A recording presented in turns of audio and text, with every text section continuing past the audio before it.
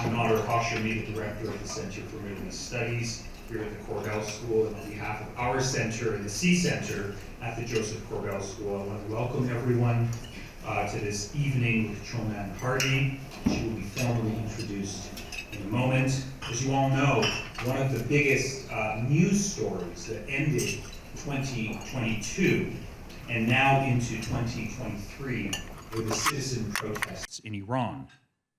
These protests are directly linked to two of the enduring human rights themes and controversies that have shaped the scholarly and public intellectual discussion around human rights in the Middle East, specifically women's rights and ethnic minority rights, the Kurds in particular.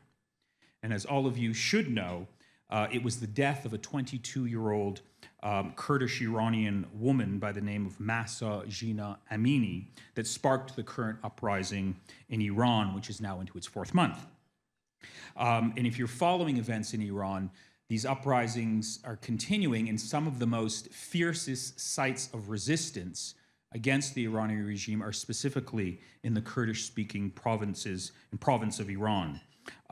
Coincidentally, I came to realize that our guest tonight has spent time living in Iran and in the actual town of Saqqez, where Mahsa Amini was born and where she lived and where she was from. Perhaps that might come up in the conversation tonight. So to deepen our grasp of this topic, it's imperative that we seek to understand social protest movements in the Middle East at a deeper level, and doing so through cultural production. Writing, poetry, art, etc. is a unique and unrecognized and important way of shedding light on this topic.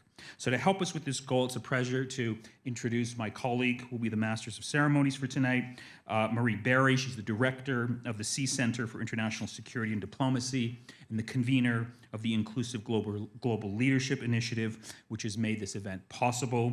Marie, it's wonderful to co-sponsor this event with you tonight. Thank you for all that you've done and continue to do for our school and our university. The floor is yours.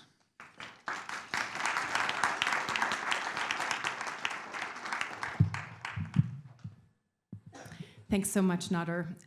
It is really joyful to be with all of you tonight. Thank you so much for coming out. And I love seeing so many faces from so many different parts of the university and the community here tonight. It's really special. I just want to tell you a little context about how we came to this event tonight.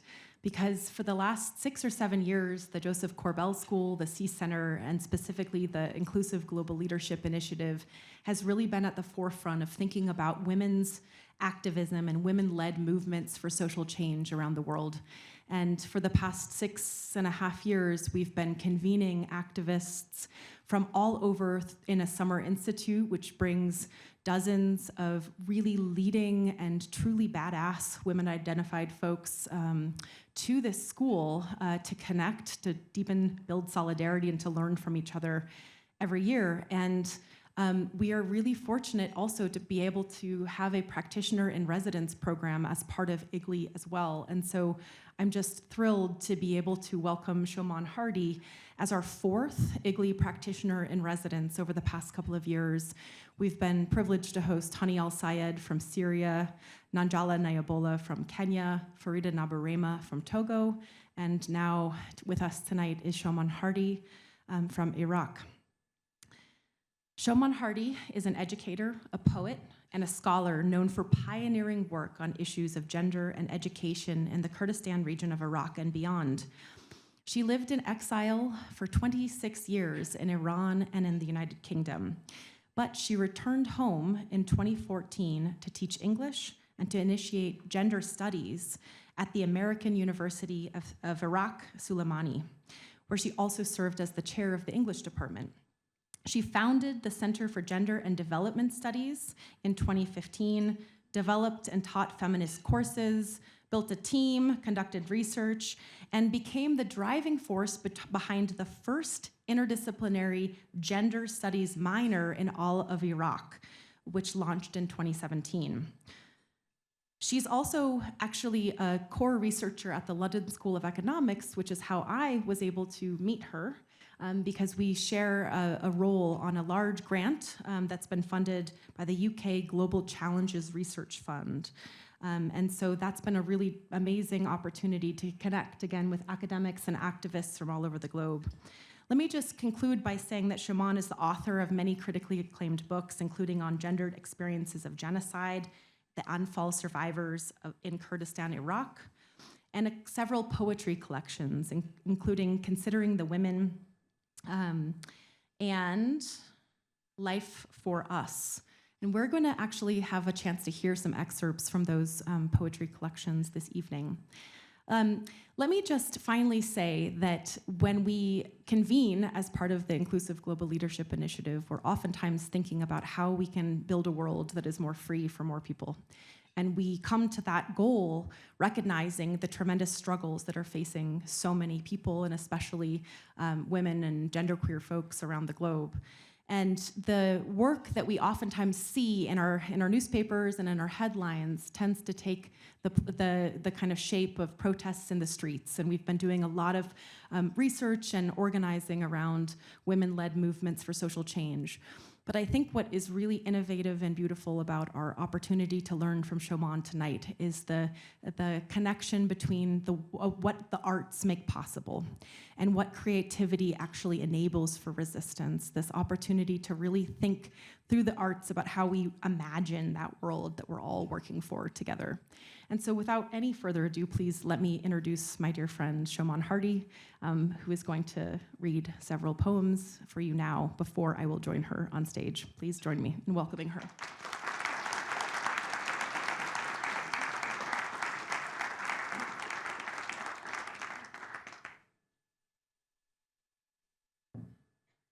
Good evening. Now this is godsend because I'm usually hidden behind podiums. Lucky to have this tonight.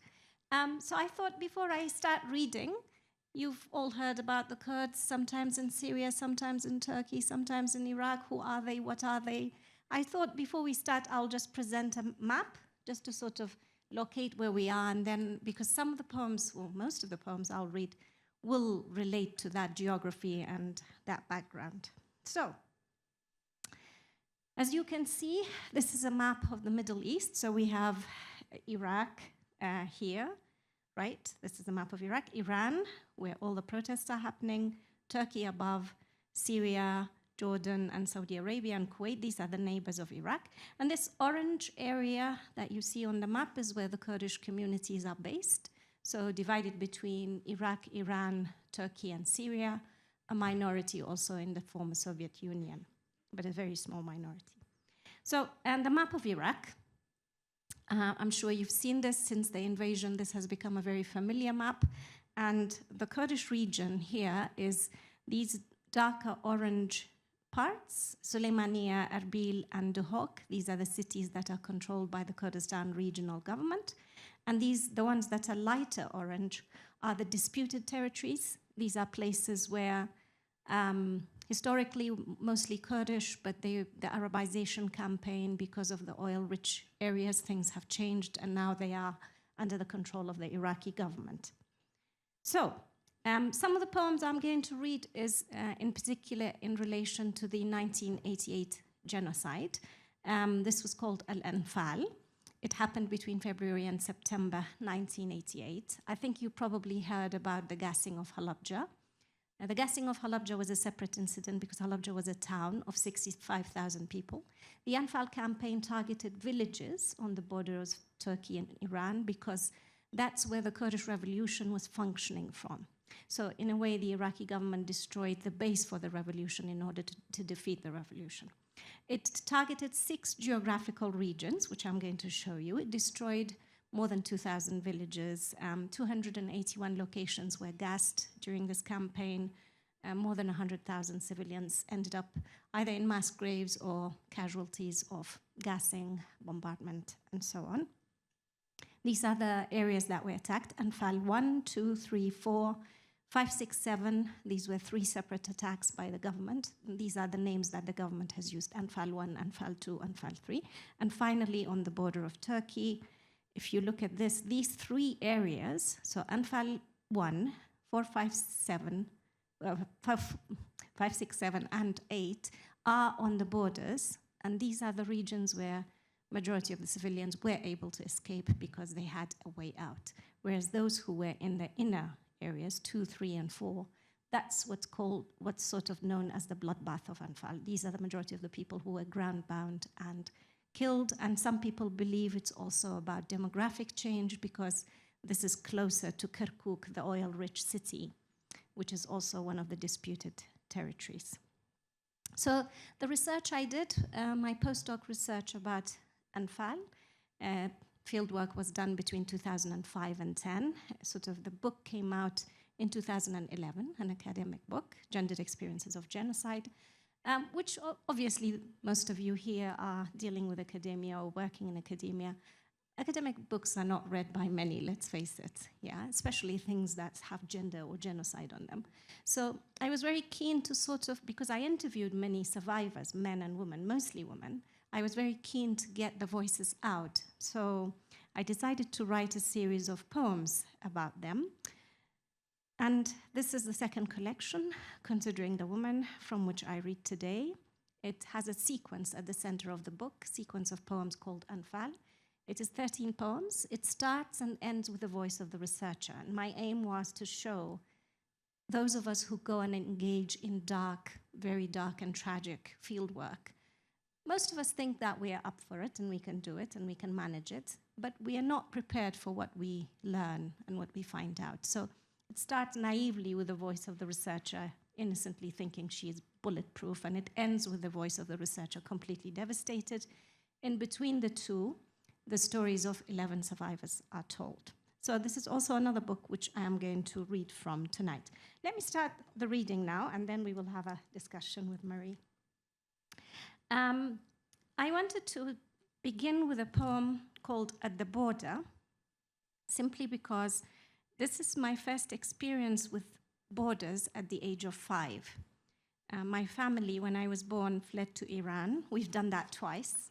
We did it again when I was a teenager. And in a way, I grew up in a sort of small Persian neighborhood outside Tehran, hearing all these stories about how wonderful our homeland was. And, you know, people are nicer, this, that. And right at the border, when we were crossing over from Iran to Iraq, because there was an amnesty, I realized much of what I had been told were lies and myths, because the landscape was very similar, the people were very similar, the culture was very similar. And I guess I learned the first lesson of my life, that many of the stories that immigrants tell about their homelands are myths and lies because they only remember the good things, they don't remember the bad. So, at the border. It's your last checking point in this country. We grabbed a drink. Soon, everything would taste different. The land under our feet continued, divided by a thick iron chain. My sister put her leg across it. Look over here, she said to us. My right leg is in this country and my left leg in the other. The border guards told her off. My mother said, we're going home. She said that the roads are much cleaner, the landscape is more beautiful, and people are much kinder back home. Dozens of families waited in the rain. I can inhale home, somebody said. Now our mothers were crying. I was 5 years old, standing by the checking point, comparing both sides of the border. The autumn soil continued on the other side with the same color, the same texture. It rained on both sides of the chain. We waited while our papers were checked, our faces thoroughly inspected. Then the chain was removed to let us through. A man bent down and kissed his muddy homeland, and the same chain of mountains encompassed all of us.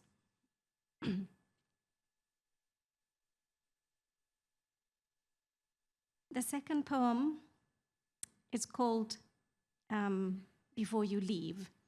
Now, I had been thinking about this idea of leaving home, and if you know, obviously as a refugee, you're not given much notice, you just leave. But if you are given notice, what would you take with you from your country? And I I had been thinking about this idea for a while, and I read a poem by the British poet called Jacob Pauly called Moving House, where the person literally moves the house, bubble wraps the chimney like a vase and flat packs each room and taps the floor when he arrives so that the foundations rise like worms after rain. It's a beautiful poem, and it's a very playful poem. And it sort of made me tearful because I realized that's exactly what we do as immigrants. We think we leave our homelands behind, but in fact, we take them with us. We take the food, we take the rugs. Unfortunately, sometimes we even take the bad things like honor killing. Before you leave,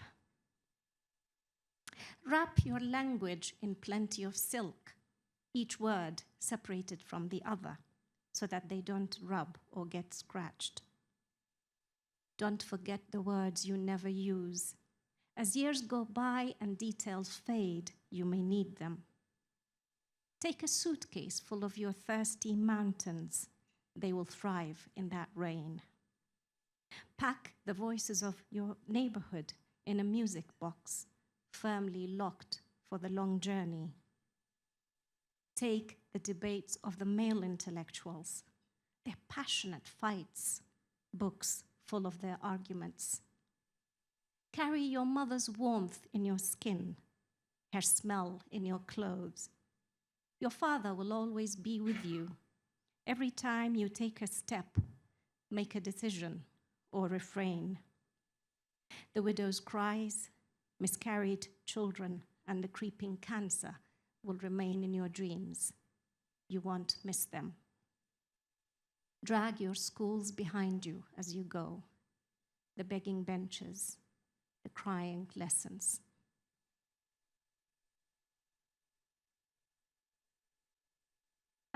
I would like to read a few of the poems from the Anfal sequence that I talked about. I was very keen to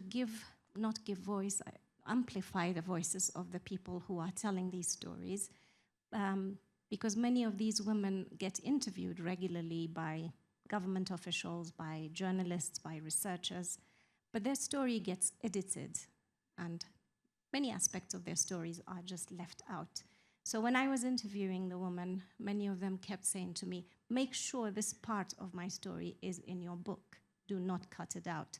So I tried to do that. I tried to be as truthful as possible. Of course, there is a difference between fact and poetic truth. We know that, right? It may not be factually correct, but it's emotionally correct of all the people who have been interviewed. And sometimes it's a combination of different women who went through the same experiences. So this particular one, called The Gas Survivor, is about a woman who I interviewed, who unfortunately, a few years later, I realized she had died. And she had been, many survivors of chemical weapons were severely ill, those who were very close to the gas. And some of them had repeated chronic disease, and some of them died of cancer. So this woman died of the uterus cancer. The gas survivor. My body is blooming every night, leaking flowers. I turn my mattress into a bed of roses, black, cherry red, pink, and gold. By day, I hand wash the towels, recall the stillborn after the gassing. Who would have thought that there were weapons which turn every part of your body against you, every bruise, cough, or nosebleed seeming like the final betrayal? Weapons that turn you into a despised being in your own village, no one daring to visit you, thinking you are contagious. Weapons that kill you years after being exposed, leaving you unable to blame anyone for your death.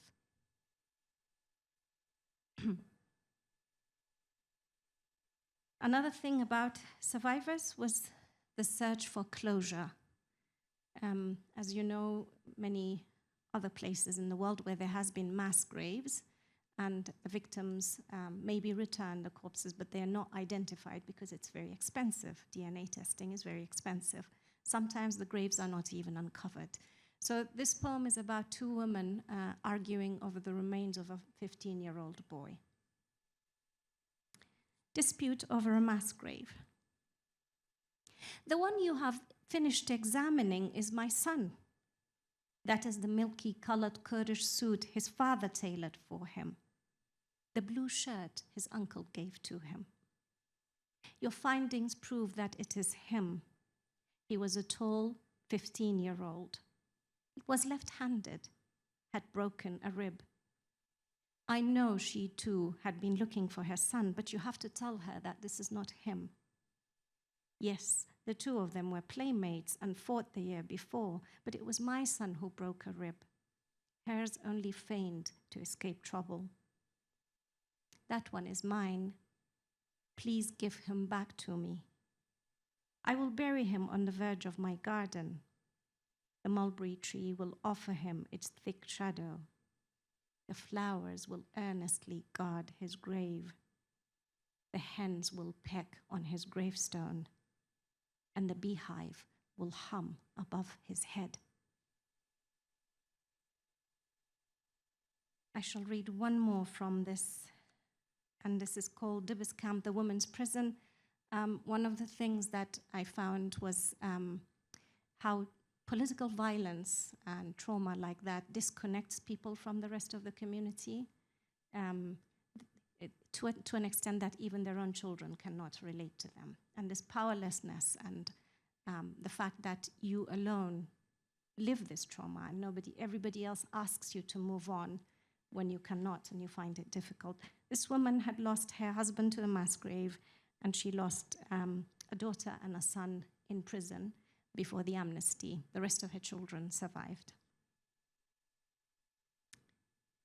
You do not die, not when you want to, not when you see your strong husband, the big brother in his own family, kicked bloody by a group of men equipped with loaded guns and hatred. Not when your beautiful teenage daughter is handpicked by soldiers and never comes back. And for the rest of your life, you are left to wonder, was she sold to prostitution? Does she still live? Not when your son withers in your lap and he cries until he can no more. When the last thing he asks of you is cucumber and you give him a green slipper to suckle on because he's beyond knowing the difference.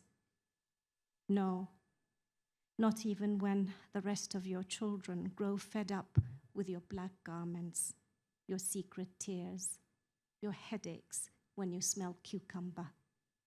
You do not die. I want to end with a poem because I think life can be full of tragedy. We have a responsibility to love and to laugh and to be good to each other. And in a way, the poem is called The Seventh Wedding Invitation. It's a joke, it's a tongue-in-cheek joke, because in Kurdish, we have this thing where a little girl who is cheeky or funny or pretty, and if she sort of answers back, they say, oh, you will be married 7 times. Now, this is supposed to be a curse because it's supposed to mean that no man will put up with you, poor you have to keep searching for a husband. And I sort of reclaimed that idea of a bad woman because I think anyone who manages to marry 7 people will be very special. And I also think that it's a sign of empowerment that if a marriage doesn't work, you leave, which is unfortunately something that many women in the world cannot do. So this is the bad woman reclaiming the story. The 7th wedding invitation. Dear friends and family, I promise this will be my last wedding. And if it doesn't work out, I will just live with another man, no more pledges. So please come along to this final ceremony, which with a man who at the moment fills my eyes. Do not bring any more presents, please. Pura Shehla's non-stick pan is still in the box. Mama Hamma's gold ring has not been put on. And the naughty lingerie will be worn for this man. Since my ex was orthodox, he didn't last long. Do come along. I promise to wear something more sophisticated than a wedding dress. It's another chance to meet and talk about Amma's failure in bringing up her children, to shed light one more time on Leila's divorce and Nina's remarriage to her brother-in-law. We shall have a fun night. I have told my new man so much about you, and it may be your only chance to meet him. With all my love, your little Lala. Marie, thank you.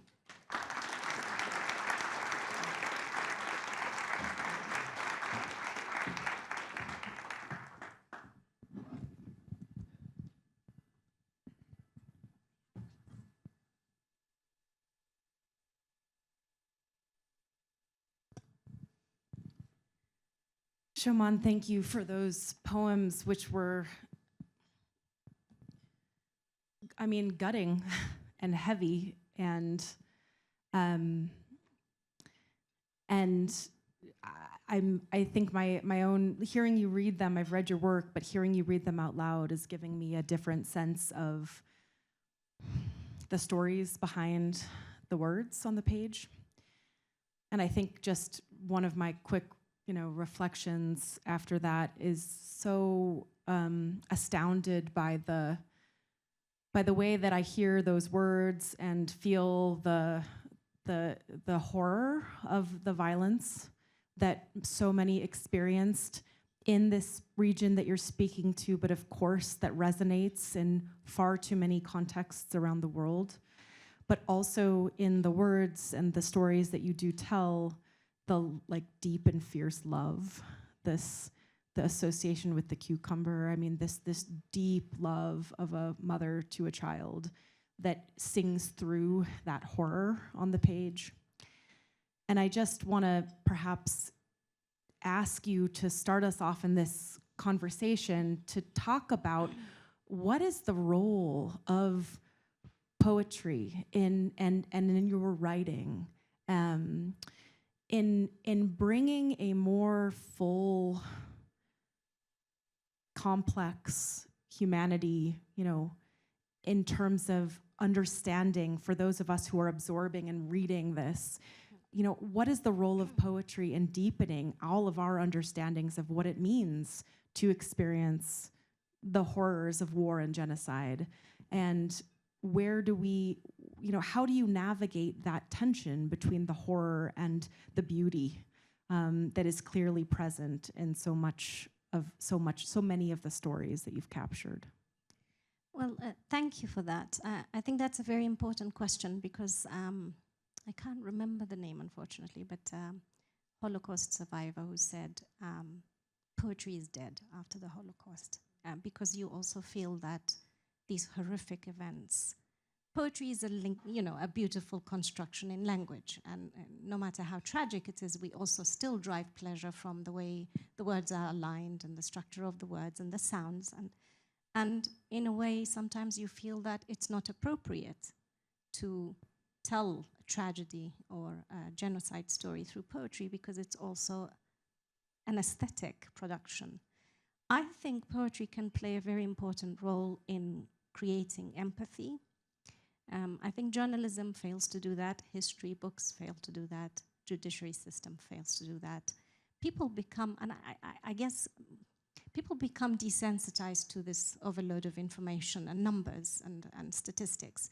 I think that why I wrote this sort of sequence, there's a very good artist, a Kurdish artist called Osman Ahmed. He had a series of drawings about the Anfal genocide in the Imperial War Museum in London. It's one of the best.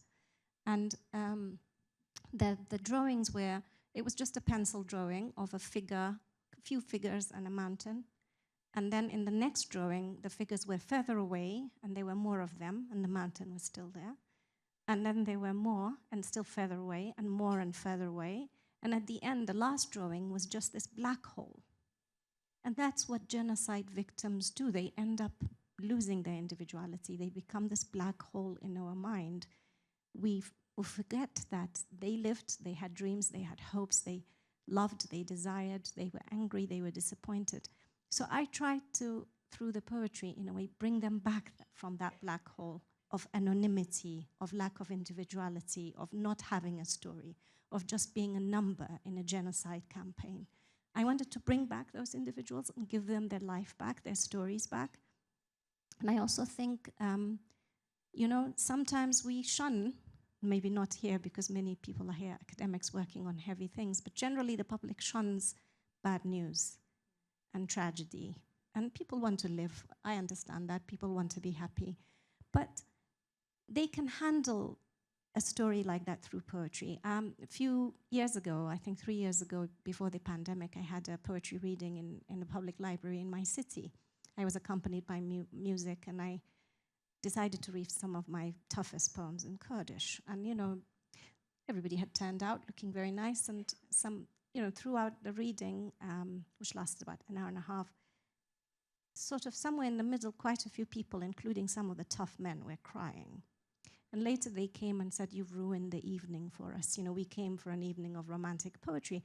But I think it's our duty as artists and writers and poets to ruin this normality, this status quo, which everything seems to be okay. Whenever bad news comes on TV, we change it. It's our duty to remember, to feel, to empathize. And I think poetry is a very good vehicle for doing that. I think that's beautifully put. So much of my own work on women in war, there's been this pattern which scholars have called weeping women wringing hands, that sort of flat depiction of somebody suffering in a refugee camp. And that flatness reduces the complexity, the beauty, the humanity of these individuals and of the communities that they come from and represent. And so I really admire and appreciate the deepening that happens through your work. And I want to ask you about, so much of this is about the stories that come out, and I'd love to spend a few minutes with your story. Of course, you did mention that you are from the region that experienced the Anfal genocide, and that you, I believe, left Iraq during the middle of it, but just a month before it ended. And then spent many years as a refugee, both in Iran and in the United Kingdom. And I'd love to know, how that experience has shaped the work that you do today, and what it meant to have that sort of early experience of such such difficulty and such displacement. Well, thank you. I actually arrived in my late teens. First, we went to Iran for 4 years, and then I arrived in the UK in '93. And, I lived in Iran and wore the hijab and studied in Persian and did the whole thing. And we had morality sisters of Zainab who once told me off very badly and gave me very bad grades for my ethics marks, which meant that I could never go to university if I stayed there. But then when I arrived in London, and I had lost a couple of years of education, and I was a very keen student. I had always been the top in my class, and to me it was a disaster that I couldn't go to school for a couple of years. So when I arrived and didn't speak English, I wanted very much to focus on learning English, catching up with my education, going to university and so on, which is what I did. I did my A-levels, and then I went and studied philosophy in Oxford, and then I did an MA in philosophy in UCL, and then I got a scholarship for my PhD, gender and migration and so on. So for those early years when I was trying to adapt and trying to learn the language and trying to catch up with my education and trying to settle down, I completely dissociated from my background. And I felt I just couldn't cope with it. The trauma, the tragedy, the stories, the conflicts, the continuous division, the arguments, heated arguments. And I really just wanted to focus on moving on. And I did. I have a sequence of poems in my second collection called My English Years. Those were years where I celebrated Christmas and Easter and did lots of British and English things. I had an English family at the time. And probably they were the most productive years of my life. But homeland is like a beast. It sleeps, and then suddenly it wakes up, and it sort of besots you. It captures you and calls you back. And for me, this beast woke up when I did my postdoc research about the genocide survivors.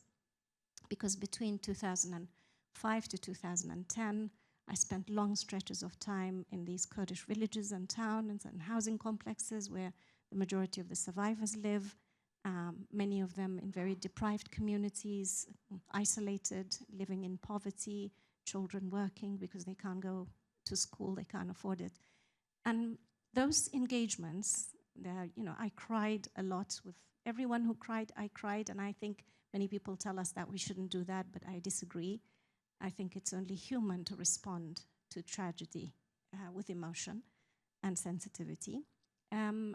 But those engagements, my encounter with women activists who were working on the ground in very difficult circumstances, and also I delivered a few workshops on gender for young people at the time, and this was a very new topic. Between 2007 and 2008, I went to several towns and had these discussions, and I realized just within the space of 3 hours of working with young people, some things were dislodged, It felt like some ideas that were completely foreign were being considered. And to me, I felt that if I really want to be more effective, I need to go home. And I need to, in particular, engage in the education sector, and I need to help develop this alternative discourse, because one of the major obstacles to women's rights, as we have it back home, is this very conservative cultural religious discourse, which sort of portrays women's situation and roles and everything as natural, normal, and there's no problem. If there is a problem, it's nature's fault, it's not our fault.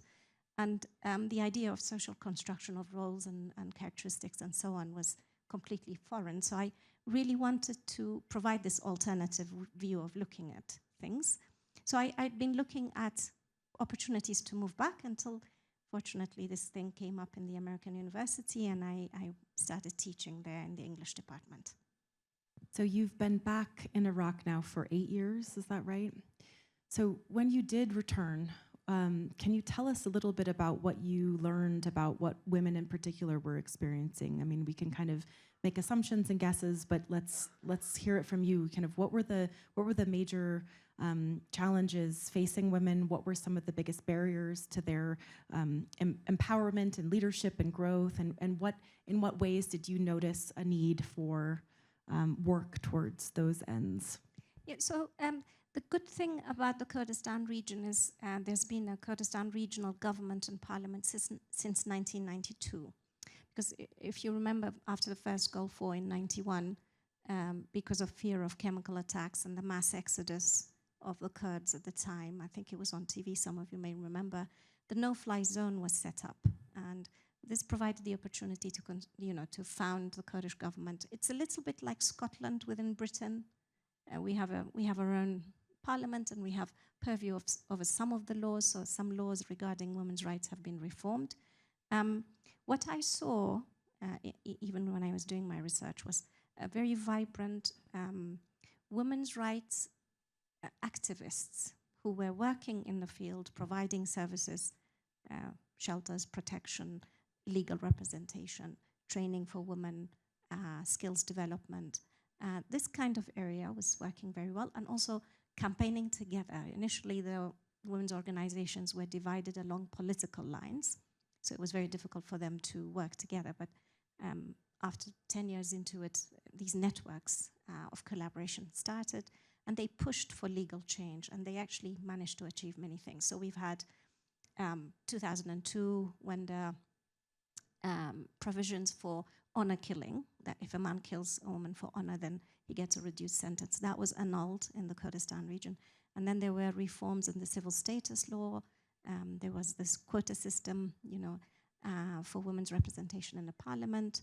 And more importantly, the law regarding combating violence within the family. That was 2011. So these changes were very fantastic. What was lacking, I thought, was the academic side. So, feminism has two wings, right? That you have the theory and research and analysis and that, and you also have the practical field work of women helping other women and providing shelter and protection. So I felt that our activist side was very strong. Our academic side was quite weak. So I saw it as my role to sort of try to develop that. Of course, there was a gender studies center in another university established in 2011. I established mine, as you mentioned, in 2015.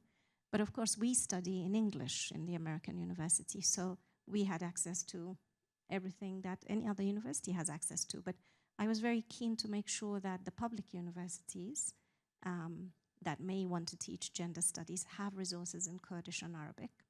So we were fortunate to secure funding from the European Union, and then we translated 4 UG courses with online training for professors who may want to teach them. But of course, I mean, all these achievements come also with risks and dangers. And one of the problems with this has been the backlash that we experience, right? So every change comes, there's resistance. And the backlash has seen many forms. So for example, the rise in violence against women. And many conservative men blame the women's movement, and they say women in the past used to accept their situation, be good wives, and even if they were abused, they made the best of it, and they raised their families, and they were silent and good women, you know, God-fearing women.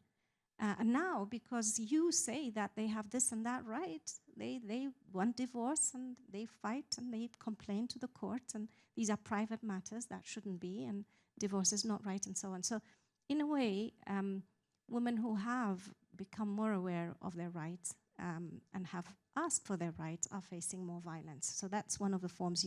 If you see the data from the Directorates of Combating Violence Against Women, honor killing has decreased because of the legal changes, but suicide has gone up.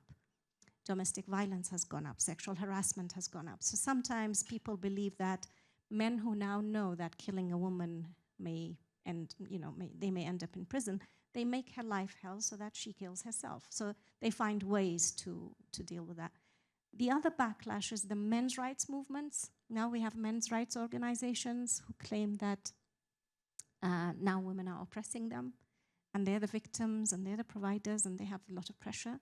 And the third backlash has been through a lot of defamation campaigns and smear campaigns against activists to erode community trust in our work and to basically discredit us and sometimes to intimidate us to leave and be silenced. And hand in hand, it's a very difficult situation. At times, there have been women who had to fled because of their work. There have been women who've given up working in the field because their families have put pressure on them to stop. And it's not, there's always movement and sometimes pushback. And even with the legal changes, implementation has been problematic. So theoretically, the law has changed, but in practice, the court and the trials get influenced, and sometimes, patriarchal values in the judiciary system. Or even, you have the quota system in order to represent women, but the political parties usually nominate women who are loyal to the party. They're not necessarily feminists or capable of achieving women's rights. They're mostly come from well-connected tribal or political families. Some of them have done very well, but many have been seen as ineffective. But even, they established gender studies. There was a decree from the Ministry of Higher Education in the Kurdistan region, and now we have 30 gender studies centers, which is fantastic.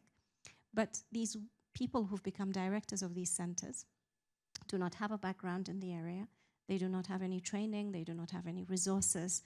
So they're sort of being given this title and left alone to deal with the situation without any support. So in a way, systems do that, don't they? They want to appear to be open and democratic and progressive, but in practice, they don't really provide the support to make it a meaningful change. I mean, what you just described about the progress that gets made and the laws that get passed and the powerful and strong people that then end up asserting those rights, and then that kind of meeting that with backlash, with violence, with new kind of a resurgence of patriarchal backlash, as people have said, is a story that stretches so much further, right, than the context you're speaking about. I mean, this is a global trend that we're seeing in so many ways. And I'm curious if you could think about, where the movement is that you're a part of and that you're a leader in Iraq and in Kurdistan. Where does that movement have synergies and similarities with similar kind of feminist and gender-sensitive movements around the world?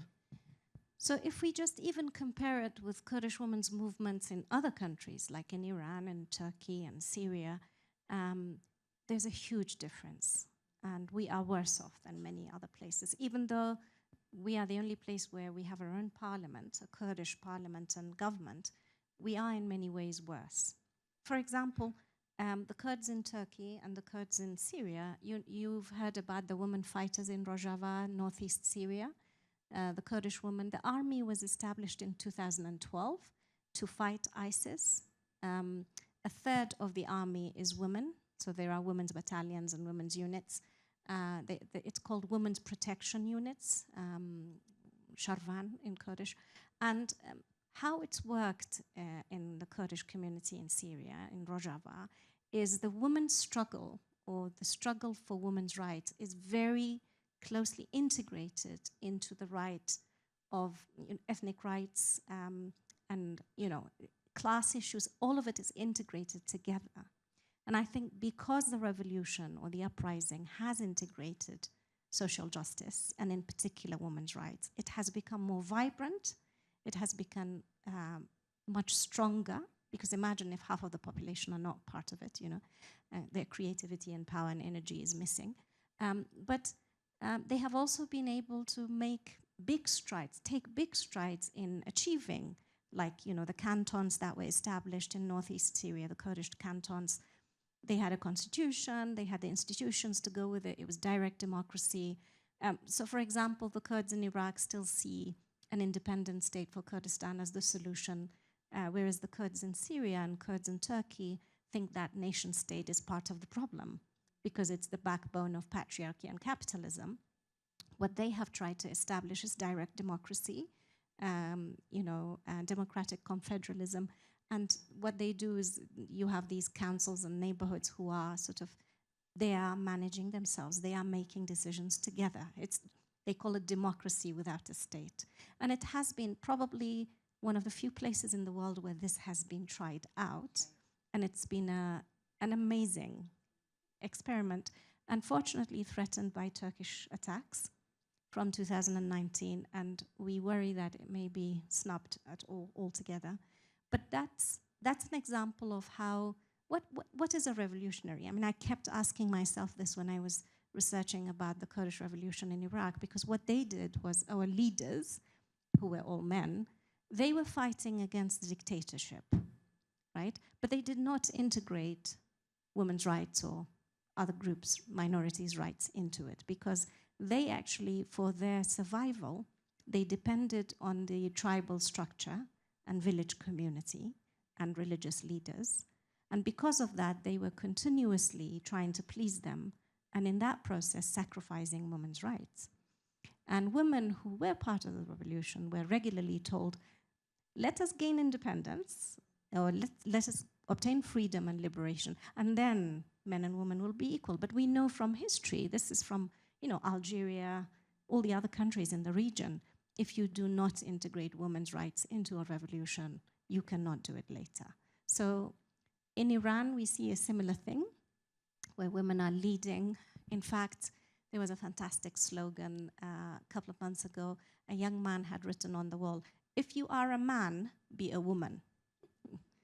So generally when, in Kurdish, we say to each other, be a man. It's similar to English, right? So be decisive, be powerful, step up to responsibility. But because women are leading, be brave like women, be leader like women, be strong like women. So many of these stereotypes are changing through the revolution with the integration of women's rights, whereas I think the Iraqi Kurdish leadership was much more conservative.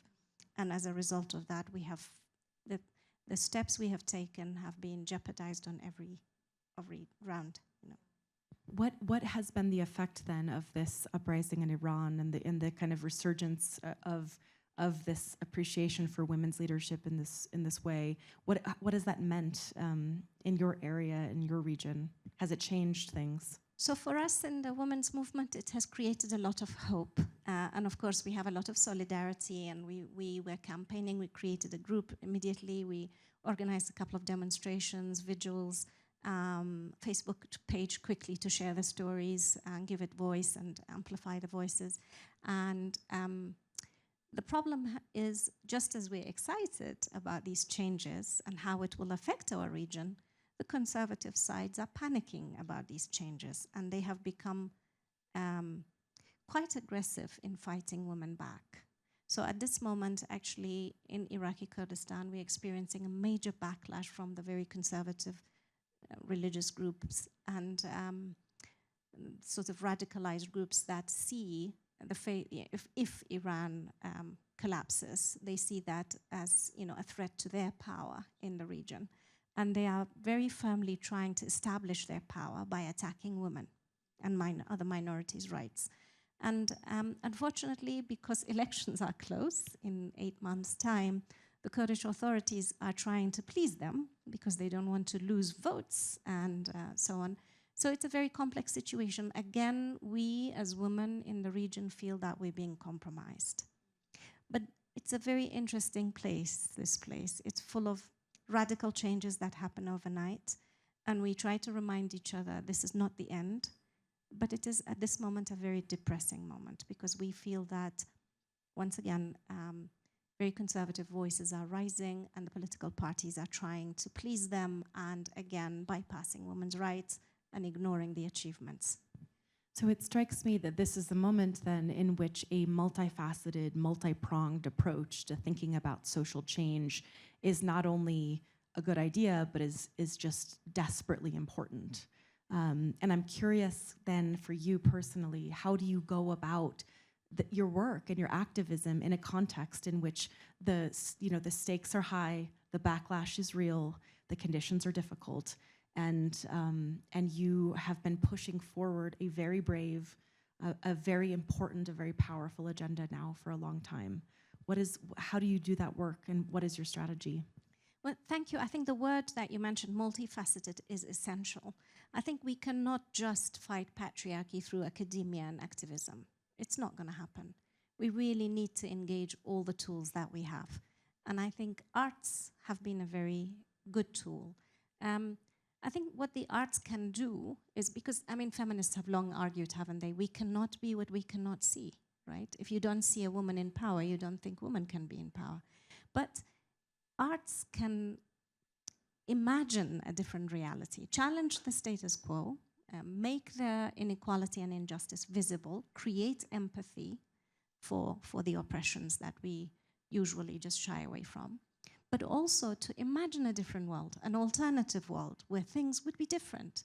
And I think if we can just imagine that, yeah, we can also work for it. So one of the things I have been trying to do is maybe working in an American university and pushing for gender studies and providing training and doing research and getting funding is confrontational. Maybe alongside that, we also need to engage artists. And activists are also being attacked a lot. So how can we find new ways of, sometimes a song plays a very important role, right? A poem can do that, a novel, an installation, any of these things. So one of my own projects recently, I have just, I'm working on establishing, well, I've got license for it, Spectra for Creativity and Development. So we're hoping to have an artist in residence space and a space for women's rest and archive, because in our community, in particular, housewives never have a day off. So men go on holiday, men go to parks, men go to a swimming pool, to the tea house, to the mosque. They go to private gardens, they drink. But women, even when they go visit someone else, they end up washing the dishes. And they always have childcare. So the idea was, it also came from, with research, we go and interview people. We go to them, we disrupt their life, we interview them, and we leave. And it sort of sometimes feels like theft, right? And I've had women telling me, I'd rather not talk. I'm planting cucumbers. Can you leave me alone, please? I'd rather not re-traumatize myself. You're going to leave. You're going to turn off your recorder, and I'm left alone to deal with these feelings. Who's going to help me? And I have struggled with these ideas. Yes, we need to have these stories documented, but at what cost? So the idea is, if we can bring small groups of women, in particular housewives, I think one of the problems of the women's movement in our area is that it's very middle class. It's usually graduates. Their life is very different from the ordinary woman on the ground who are, maybe didn't complete their education, housewives, and their experience of patriarchy, how they cope, what are their strategies, how have they survived, what networks have they formed, is something that we don't really understand well. And I think if we want to understand patriarchy, we need to understand those groups' experiences. So the idea is to bring small groups of women for a few days for rest. Their children will be safe and looked after. And if they agree, at the end of their stay, maybe we can record their story. So in a way, they get something back and they give by choice. So this is the idea, and I am thinking this is less confrontational, but it also gives us the grounds, the knowledge, and the data that we need in order to really understand what patriarchy does to women and how we can challenge it.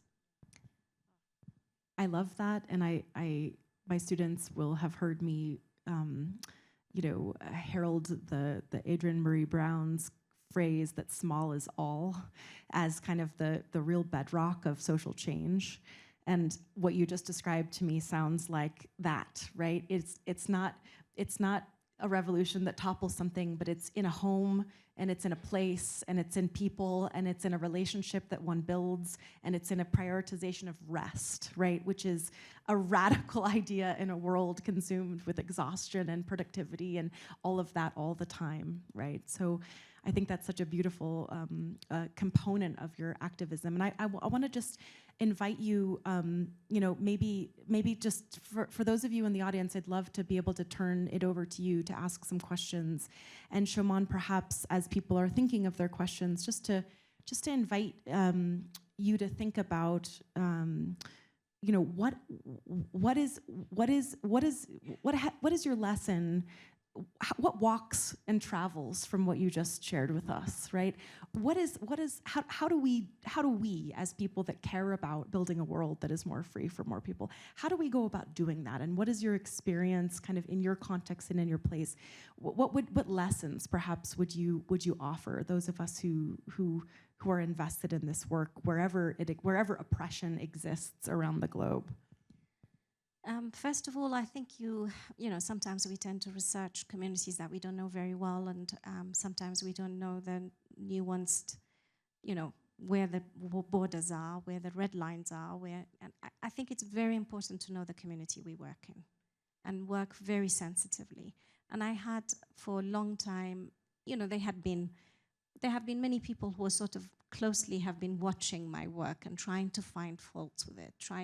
Feminists are usually portrayed as anti-religion, anti-God, anti-family, anti-men, all these things, despite the fact that many of us are married, right? And many of us actually have children, and we love our families, and quite a few of the women, for example, who work in the field are religious. But these ideas of you're radical. So it is sometimes about biting your tongue, hanging in there, continuing the conversation with those who are willing to talk, those who obviously their minds are made up. But sometimes I've found that even in class with students who say the most clumsy things, I just need to bite my tongue, have more patience, provide more examples for the next class, continue the conversation, continue pursuing that. And I think for us, I find that very conservative people and radical people are very good at working together. We're not very good at working together. I don't know why women are divided along lines of class and education and ethnicity and race and religion and politics and all of that. If we could just work together. I know we've said that many times before, but I see it. I see in our surrounding, every time something has happened, it's because the women from the different sides have come together and pushed together the different leaders from the different sides. But I really don't know. I feel that I'm continuously learning still, that I'm still a student here. I do feel like an imposter sometimes. I sometimes walk into a minefield. I think I know something, and suddenly somebody says something, and I'm completely like, oof, I've never thought about that. Give me a few days and let me think about it. And to be open to be challenged, yeah, to be open to learn, to be open to be corrected, even if your pride doesn't allow you at that moment, maybe think about it later. And I do that a lot. I do a lot of self-reflection, a lot of self-criticism. And many times when something explodes, I always ask, what could I have done differently? Of course, there are times when it's not about you. You haven't done anything. But it's a good process to do anyway, to just say, if I was to do this again, how could I do it? And I also have this habit of always, before I publish anything or before I make a decision about anything, I talk to many people who think very differently from me. And I want to understand it from as many dimensions as possible, then finish this article or make that decision or whatever. Sometimes that means being undecisive, but I'd rather that than making decisions quickly and then making huge mistakes. Sure. I don't know if that's helpful. These are things that I am doing myself. No, I think it's helpful for all of us, and a lot of that resonates very much. Gergana has a microphone, and I'd love if anyone has questions just to go ahead and raise your hand, and I'll start taking a cue and just begin to keep track of who would like to ask something. Please. So when looking at the work and the opposition we are often faced by, specifically in your context, conservative, very religious communities, and given that the mainly practiced religion in Iran and Iraq is through the Quran, how do you conduct a critical reading of the Quran and of these religious texts that doesn't negate the cultural importance of the texts, but rewrites the gendered perspectives within that text? Thank you for that. That's a very important question that we continuously ask ourselves. But I think there has been good strides made. We have Islamic feminism. Some people contest that and they say there cannot be Christian or Islamic feminism, or they cannot. I believe there can be. Because, I mean, the Quran, like the Bible, like any other, is open to different interpretations, right? And what has happened so far for centuries, men have had the right to interpret the holy texts. And they have interpreted it to suit their privileges and advantages, right? But it's not black and white. There are many texts that you could provide a different kind of interpretation. For example, regarding polygamy, it clearly states in the scripture, if you believe that you cannot be fair, then only one woman. Nobody can be fair. So that's one interpretation feminists are pushing. Maybe the prophet could, because he was a prophet, but ordinary men cannot love 2 or 3 women equally and treat them equally and be fair to them. So there are ways to push through this interpretation, which is very patriarchal, reclaim it. Of course, there are some other texts that are more difficult, yes? But I believe this is not something me or you can do. It has to come from the woman, the Muslim woman who know the Quran, who know the Hadith, who know the history, and who can argue back and reclaim those interpretations. But it's possible. I think Christianity did that, right? 19th century feminists tried to, reinterpret some of the phrases. I think it's possible. You've also got some reading for class next week that's pretty relevant to that question. So Saba Mahmood's work. So, yeah. Other questions, Shannon? Hello. As a lover of poetry, I know you mentioned at least one during your reading, but who are some poets or even other artists and other mediums that inspire you or have inspired you over the years? So I read a lot of Kurdish poetry still, but also a lot of Persian poetry because I studied in Iran, and the modern Persian poets were an inspiration because before that, my father is a poet. Many of his poems have been turned into songs, very famous songs, because they're very lyrical. So he wrote classical poetry, and I grew up with classical poetry. And classical Kurdish poetry is either about love and romance or about patriotism. and it's very, structure and meter and rhyme and rhythm. It's very restrictive. So I always knew poetry. My father always recited poetry at times of anger, happiness, sadness. He always had lines that were relevant. I grew up with this, but I never thought I can do it until I moved to Iran. I was about 14, 15 when I learned Persian, and the modern Persian poets were writing about the reflection of light in a pond, the wings of a butterfly, the stones and pebbles, the silence. And I thought, oh my God, if this is poetry, I can do this, right? And this idea that it does not have to be grand, and it doesn't have to be so structured and classical, was the key, the opening key for me. And of course, when I moved to Britain, I was introduced to modern British poetry, which is probably very different from American poetry. Modern British poetry is very understated, to the point that if you're not familiar with it and if you're not well-versed and well-read in it, sometimes it comes across as bland for people who they're like, oh, this is too simple, right? But there's complexity in the simplicity. And I have come to like mostly British poets who also have roots elsewhere. So Molnisa Alvi is someone I really admire. She is originally from Pakistan, Pakistani British. Mimi Khalvati, originally Iranian. George Surtees, originally Hungarian. And of course the classics, Auden, John Donne, the rest. But I still read a lot more Kurdish poetry than I do English. And I have translated one of our best contemporary poets. I translated some of his work in English.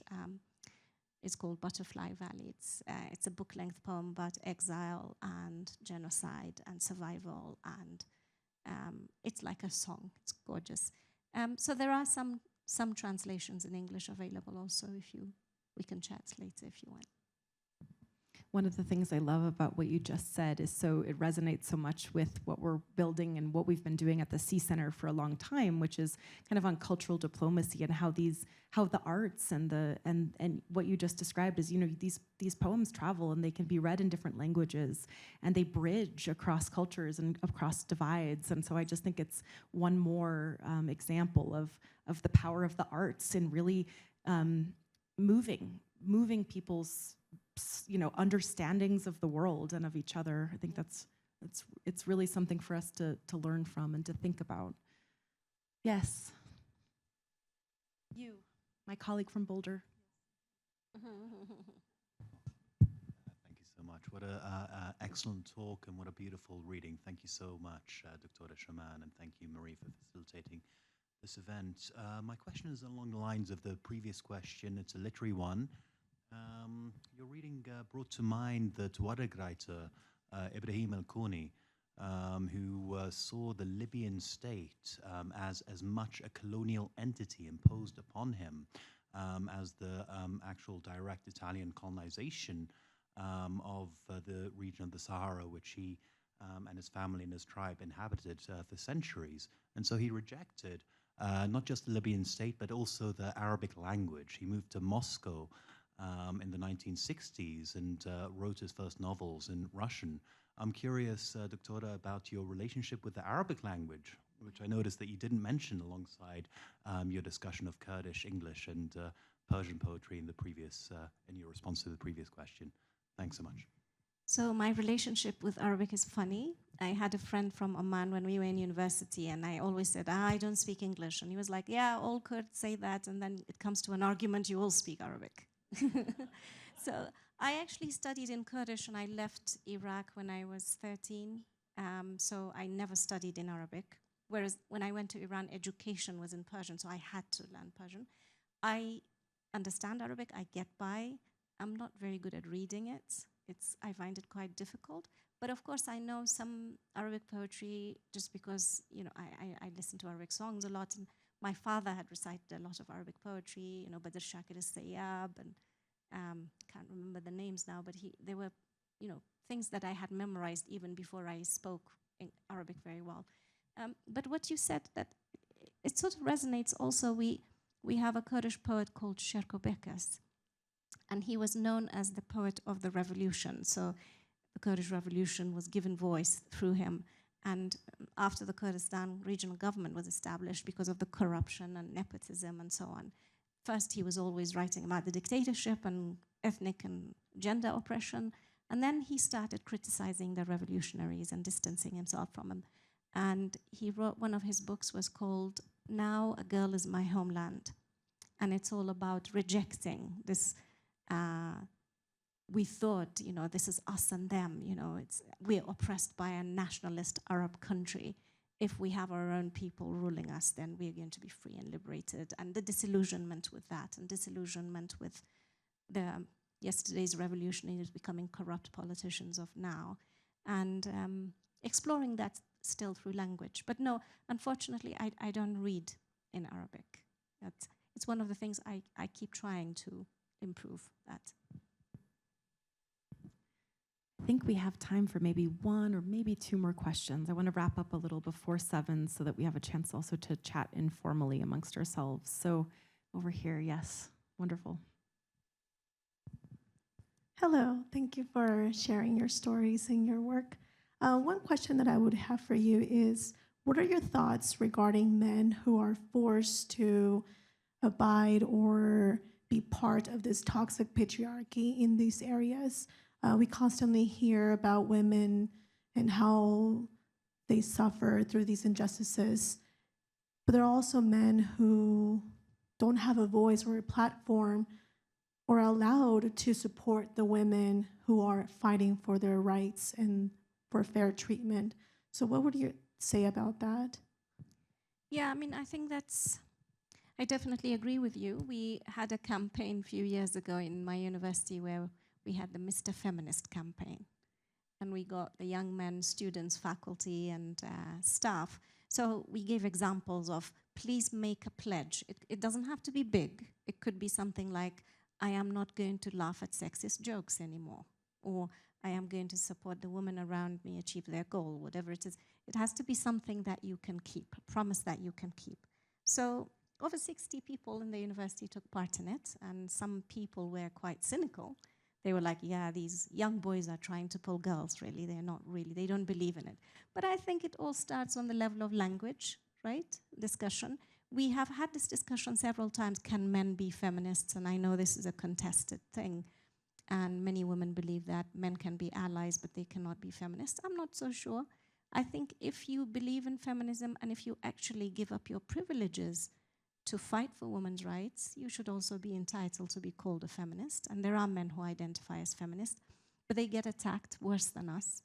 So we've had female students, because we now have 8 courses, gender and feminist courses in the university that are taken as electives by students. They're very popular, partly because students think they're easy. It's about men and women. Everybody can do that, do well in that.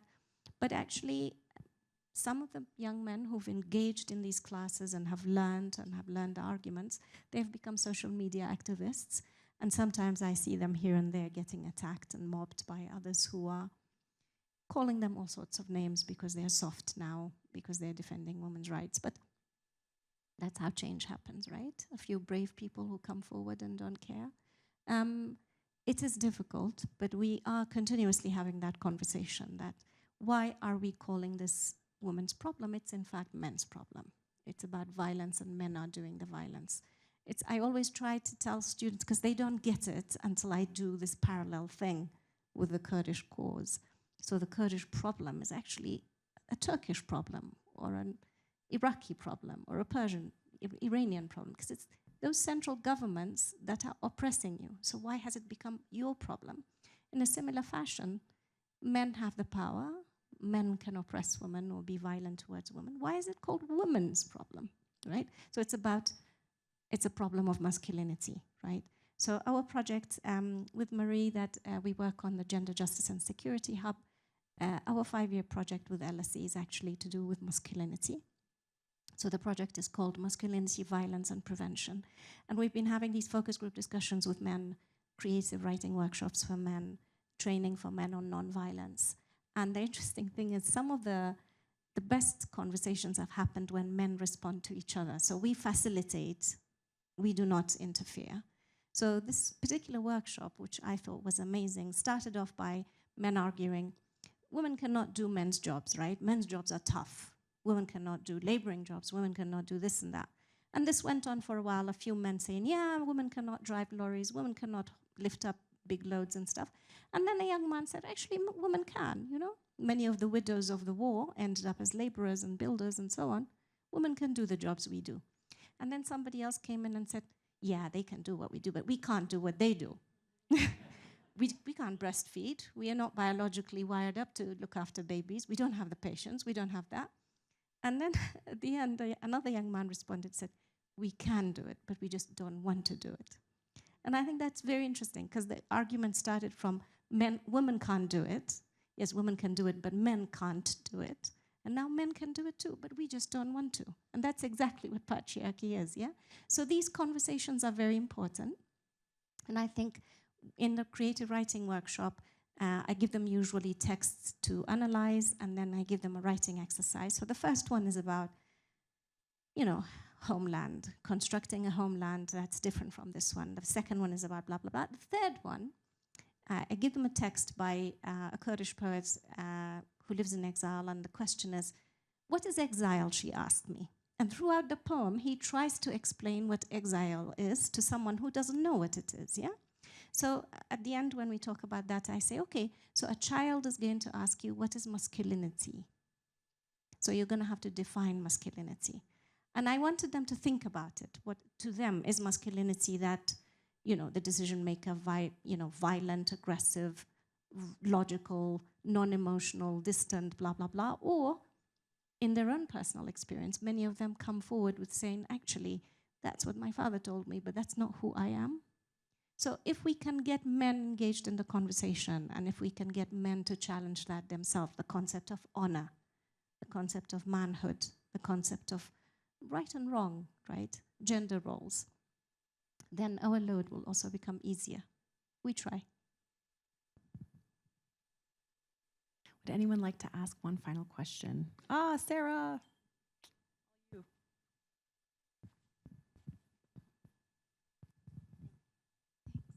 Thank you for this talk. This was really wonderful. And I was wondering if you could just give some advice to the academics in the room who might be curious about writing creatively but haven't tried it yet. I facilitate a lot of creative writing, and sometimes people come who've never written creatively before, poetry or otherwise, and some of them are very, very good. I think it's about dedication, and also it's about reading, right? If you want to write fiction, read a few novels and start. If you want to write poetry, likewise. But a large part of it for me has come with dedicating time. If you dedicate 20 minutes every day to writing, it doesn't matter what you write about. It could be about mosquitoes or light or windows or whatever. Just write a paragraph or two. After a few months, you look back, you see your writing style changing. You see your own improvements. It's about dedication. It's also about education, continuing to read. And I recommend writing workshops. They're fantastic. First of all, they give you ideas on how to start a piece of writing. Secondly, they give you feedback. They provide a community, because like with everything else, writers need a community to, bounce back ideas and get feedback and improve their drafts. And rewriting, please do not think that the first thing you wrote is the perfect piece. Writers struggle. These poems that I read to you, the genocide survivors, they're the work of 7 years of editing, because the first versions were extremely emotional, they didn't work, and I really felt these stories are powerful. I need to let them speak without me adding my own emotion to it. I need to withdraw from them, absolutely. So it has to be just letting the story speak. For that poem, that works. For something else works. So trying different techniques, reading other poets, creating a community, joining a workshop, and you never know, there may be a writer there inside you that you hadn't discovered. I think many people who try writing for the first time find that. I love that. I'm very happy that that question was the last question. First, because Sarah Gerard is a brilliant writer and my writing teacher. So she's been helping me break out of my academic writing sort of silo and actually think more creatively about how to write and how to use stories in a way that actually changes people's hearts, not only kind of fills the brain, right? So, and I think to all the students in the room, right, this is also something about the fact that writing can be deeply political, and it can also be healing for oneself, and it can be formative as a part of a contribution towards a broader movement of change. So Choman, I want to thank you so much for this wonderful evening, and thank you for sharing your poems and yourself with us. And let me just make a couple quick announcements, because Choman is with us for 2 weeks as part of this residency. She'll be holding a coffee for students next Tuesday from 3 to 5 p.m. Any Korbel student, please show up. It's going to be in 3001 is the room. And she's also around for meetings, coffees, whatever. So please come introduce yourself and make sure that we get a chance to get to know her as much as possible and bring her into the Korbel community while she's here. There's also her books over here for sale, and I'm sure she'd be happy to sign them for you. We invite you to pick up a copy. There's some amazing work in those pages. So just a final thank you to everybody who made this event possible, and especially to Gergana and Shannon, who've really done so much of the legwork to make this work. To all of the caterers that have been here, to all the people that have made this amazing program possible, also through their generosity and gifts. This is a really special program, and I'm so honored and lucky that we're able to have you here. So, And thank you, Marie. Without Pleasure. you, it wouldn't have been possible. Thank you so much. This what is a joy. wonderful. Thank Yeah. you all. Thanks so much, everybody.